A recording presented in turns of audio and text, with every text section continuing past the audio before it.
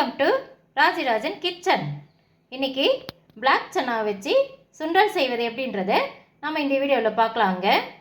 நான் பிளாக் சன்னாவை நைட்டே ஊற வச்சு எடுத்துடுவேங்க. இது 8 மணி நேரமாவது ஊறினாதான் நல்லா வெந்து வருங்க. ஊற வச்ச சுண்டலை குக்கரில் வச்சு 3 விசில் விட்டுட்டு அதுக்கப்புறம் ஒரு 10 நிமிஷம் சிம்மில் வச்சு எடுத்துக்கணுங்க.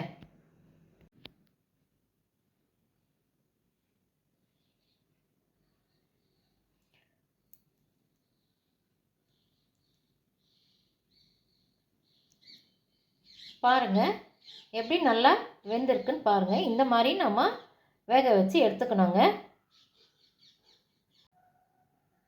இப்போ இதை எப்படி தாளிக்கிறதுன்றதை பார்க்கலாங்க. எண்ணெய் காஞ்சுதான் 1 ஸ்பூன் கடுகு,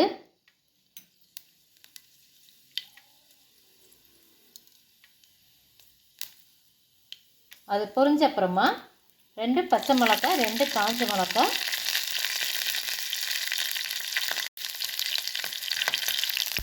அதுக்கப்புறமா பூண்டு கொஞ்சமாக நசுக்கி வச்சுருக்குறேங்க.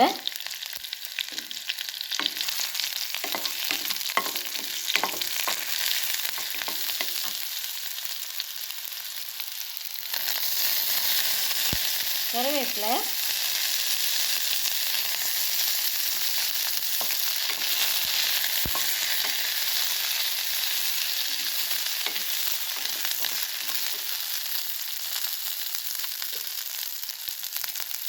பெருங்காயம்.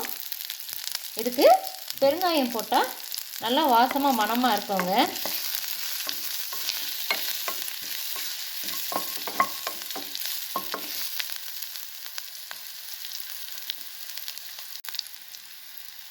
இந்த வேக வச்சுருக்கிற சன்னாவை இதில் மிக்ஸ் பண்ணிக்கணுங்க.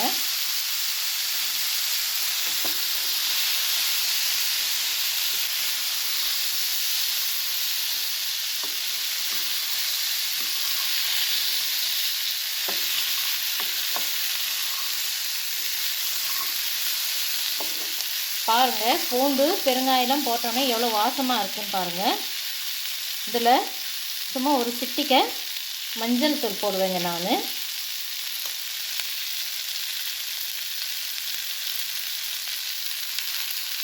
உப்பு ஒரு சின்ன டேபிள் ஸ்பூன், சின்ன குட்டி டேபிள் ஸ்பூனுங்க இது.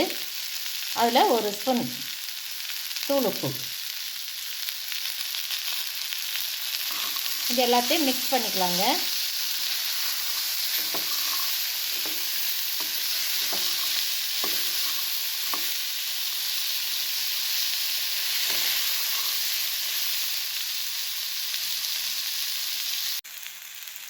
அவ்வளோதாங்க, சுண்டல் ரெடி ஆயிடுச்சு.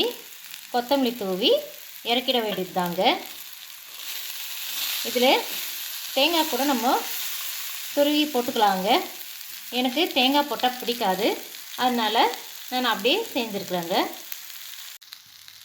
உங்களுக்கு தேங்காய் தூவி சாப்பிட்றது பிடிக்கும்னா நீங்கள் தேங்காய் துருவி கூட இதில் கடைசியாக போட்டுட்டு ஒரு மிக்ஸ் பண்ணிவிட்டு அதுக்கப்புறம் கொத்தமல்லி தழை தூவி இறக்கிடலாங்க. அவ்வளோதாங்க, சுவையான பிளாக் சன்னா சுண்டல் ரெடி.